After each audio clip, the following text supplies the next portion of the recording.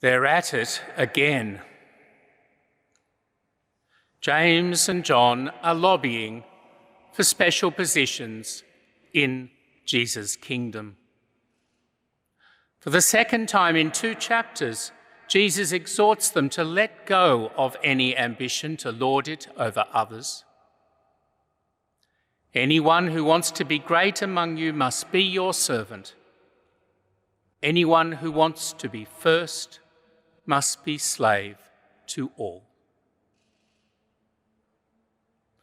If the apostles were slow to hear this message, so has the world been ever since. Jesus' subversion of power as service and call to be a deacon or slave is not the wisdom of this world.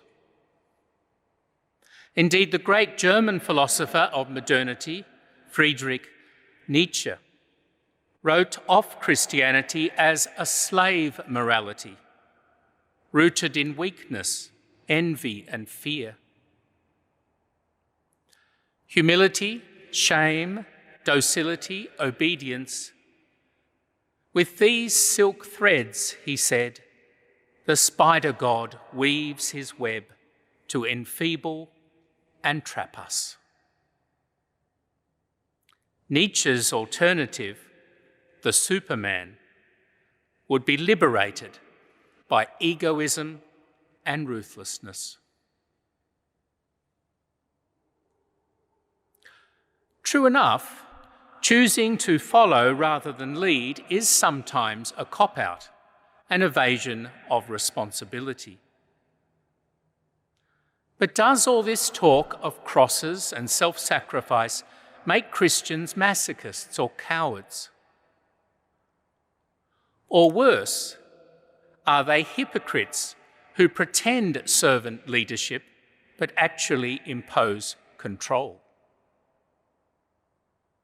Or perhaps worst of all, is it all a power game, one-upmanship, so that I'm proud of how humble I am, so much humbler and more deserving than everyone else? We use the words serve, servant, and service in many different ways.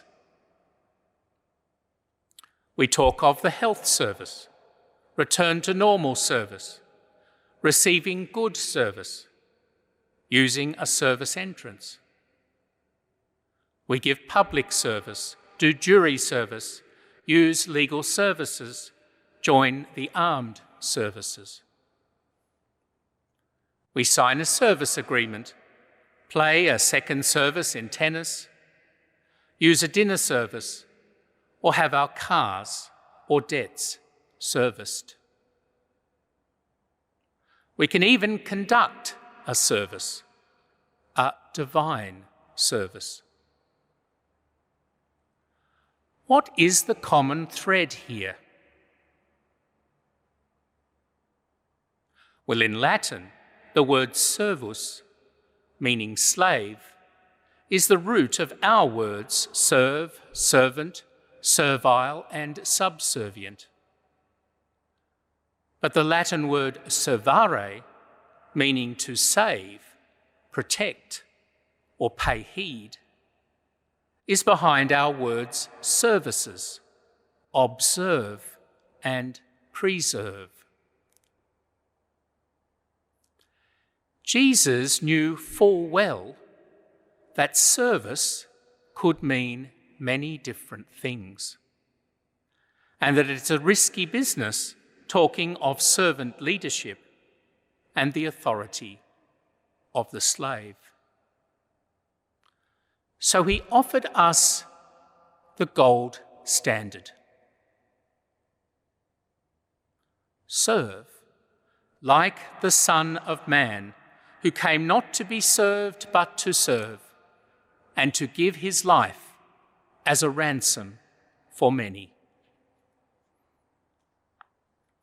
At his Last Supper, Jesus undressed and knelt, like a slave, to wash his disciples' feet. But he was no groveller, no doormat. Jesus taught, criticised, even cursed. He commanded not just men, but storms, sickness, demons.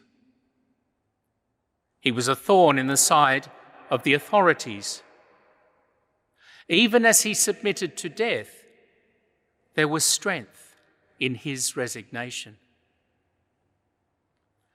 If we are to take up the cross, it's not because we weakly want to be crucified, but because we strongly want to follow him.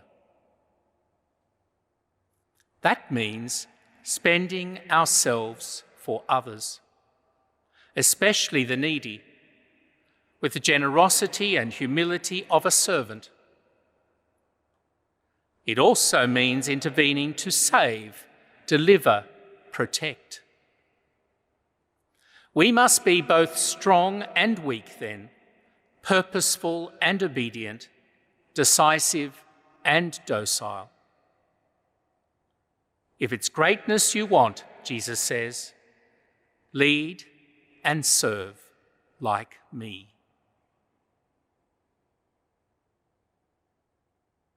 One servant our church venerates as servant of God is Eileen O'Connor. She devoted herself to the service of the poor, sick, debilitated, distressed, dying. Compassion means suffering with, and she had this in spades.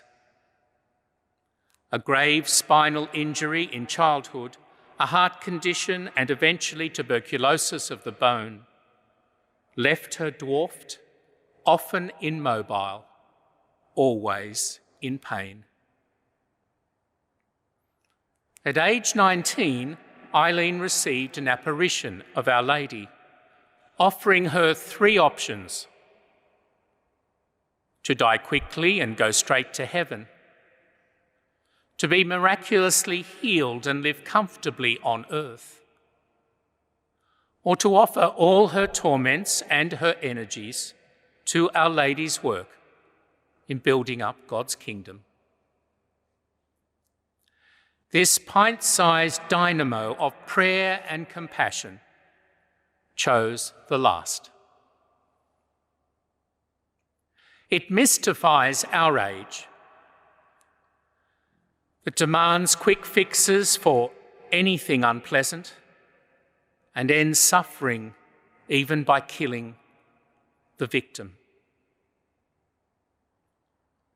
But she knew the suffering servant of Isaiah, whose agonies justified many, taking their faults on himself.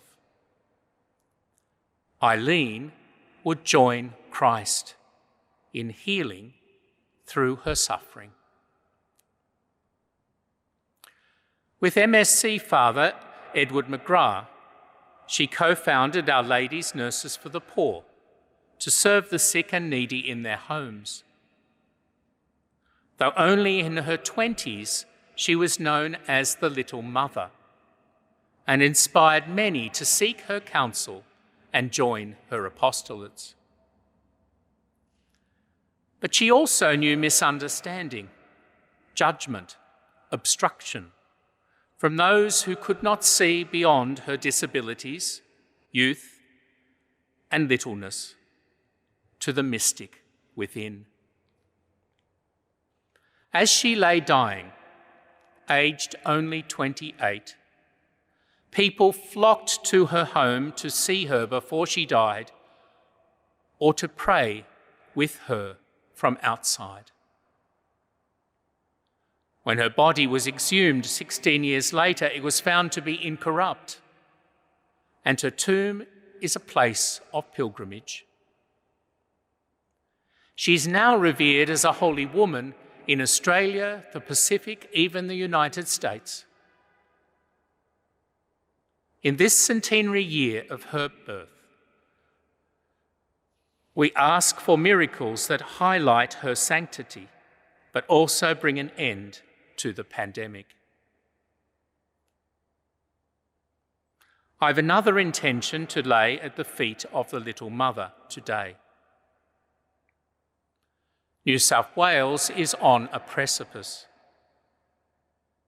This week, a bill was introduced to Parliament to allow the killing of the likes of Eileen or assist their suicide.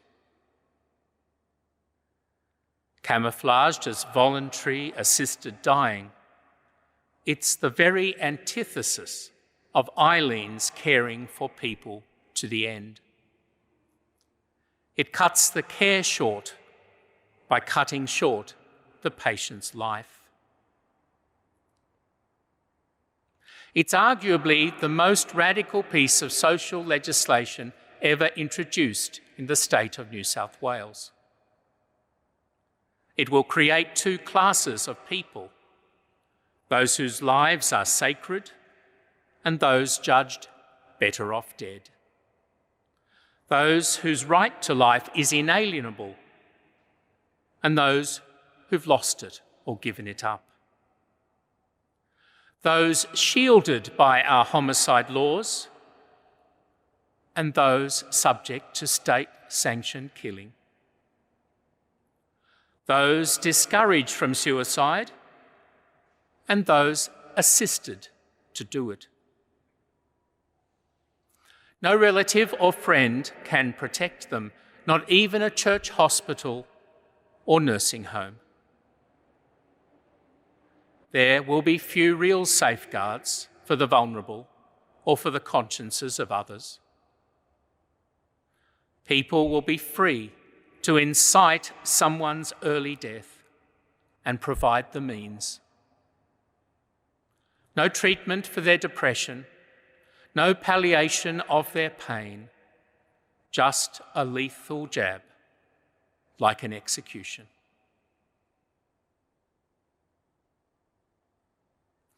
Of course, those supporting this are motivated by mercy. But as former Deputy Premier John Watkins observed this week, in this brave new world, the rich will continue to have access to the best of healthcare and palliative care, and so mostly be able to live comfortably to the end, even if they have cancer. But the poor will not, nor rural and remote people, nor Indigenous Australians, nor the voiceless. If ever we needed the spirit of Eileen O'Connor to rise up and inspire our people, it is right now. If ever we needed her to teach us the meaning of service, health service, public service, divine service, it is today. Pray for us, Little Mother.